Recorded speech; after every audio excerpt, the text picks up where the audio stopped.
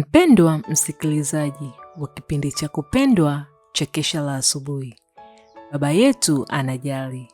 Baki nasi, fungua moyo wako. Usisahau kusubscribe na kusambaza kwa wengine. Mungu akubariki. Nena rohoni Yesu, nena kwa upole, sema kwangu kwa pendo, huachwi upweke. Fungua moyo wangu, nisikie mara, jaza roho na sifa, sifa zako Bwana. Kila siku nene vile kwa upole, nong'oneza kwa upole, upole wa pendo. Daima utashinda, uhuru ni wako. Nisikie maneno, huachwi upweke. Karibu katika Kesha la Asubuhi la Julai 13. Somo lisemalo, hakuna pengo la rika. Hebu na tuombe. Mtakatifu Baba uliye mbinguni, asante kwa siku nyingine. Tunapokwenda kutafakari maneno yako, tunaomba uwe pamoja nasi. Tunaomba yote kwa jina la Yesu Kristo, amina. Basi mtoto Samuel akamtumikia Bwana mbele ya Eli. Samuel wa kwanza 3 mstari wa kwanza. Ingawa alikuwa mdogo wakati alipoletwa kutumikia katika hema la kukutania, Samueli hata wakati huo alikuwa na kazi ya kufanya katika utumishi kwa Mungu kulingana na uwezo wake. Hizi mwanzoni zilikuwa sahihi mno na si za kupendeza siku zote, lakini zilifanywa kwa uwezo wake wote na kwa moyo wenye kupenda. Kama watoto wangefundishwa kuona mzunguko sahihi wa majukumu ya kila siku kama njia iliyowekwa kwa ajili yao na Bwana, kama shule ambayo walipaswa kufunzwa kutoa huduma ya kweli na yenye ufanisi, ni jinsi gani kazi yao ingeonekana kuwa ya kupendeza zaidi na yenye heshima. Ufanya kila wajibu kama vile kwa Bwana, ufanya kazi iliyo sahihi kabisa kuwa ya kupendeza na kuwaunganisha wafanyakazi walio duniani pamoja na viumbe watakatifu wanaofanya mapenzi ya Mungu mbinguni. Maisha ya Samueli tangu utotoni yalikuwa ni maisha ya uchaji Mungu na ya kujitoa. Alikuwa amewekwa chini ya uangalizi wa Eli katika ujana wake, na uzuri wa tabia yake ulivuta upendo wa moyoni kutoka kwa kuhani huyu mzee. Alikuwa mwema, mkarimu, mchapakazi, mtiifu na mwenye heshima. Tofauti kati ya mwelekeo wa kijana Samueli na ule wana wa kuhani mwenyewe ilikuwa dhahiri kabisa, na Eli alipata utulivu na faraja na baraka mbele ya utendaji wa wajibu wake.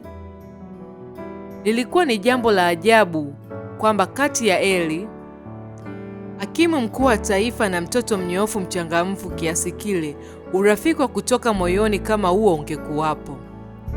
Samueli alikuwa ni mwenye kusaidia na mwenye upendo, na hakuna baba aliyewahi kumpenda mtoto wake kwa upole zaidi ya Eli alivyompenda kijana huyu. Kadiri udhaifu wa uzee ulivyomjia Eli, alihisi kwa kina zaidi mwelekeo wenye kuvunja moyo wa kizembe na mpotovu wa wanawe mwenyewe, na alimgeukia Samueli kwa ajili ya faraja na msaada. Inagusa kiasi gani kuona kijana na mzee wakitegemeana, kijana akimwangalia mzee kwa ajili ya ushauri na hekima, mzee akimwangalia kijana kwa ajili ya msaada na huruma. Hivi ndivyo inavyopaswa kuwa. Mungu angetaka vijana wawe na sifa hizo za tabia ili wapate furaha katika urafiki wa wazee, ili wapate kuungana katika vifungo vya upendo kwa wale wanaosogelea mipaka ya kaburi. Na huu ndio mwisho wa somo lisemalo, hakuna pengo la rika. Hebu na tuombe. Baba wa mbinguni, asante kwa somo zuri ulotupatia.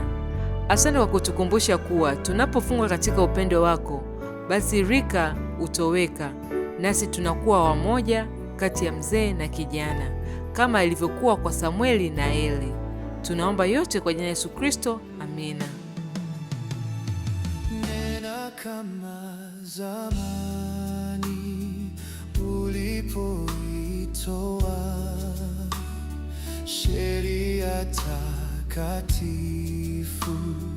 niweke pia, nipate kutukuza wewe Mungu wangu, mapenzi yako tena daima kusifu. Kila siku nene vile kwa upole, nong'oneza kwa upole, upole wa pendo. Daima utashinda, uhuru ni wako. Nisikie maneno, huachwi upweke. Kila siku nene vile kwa upole, nong'oneza kwa upole, upole wa pendo. Daima utashinda, uhuru ni wako. Nisikie maneno, huachwi upweke. Kila siku nene Vile kwa upole, nong'oneza kwa upole, upole wa pendo.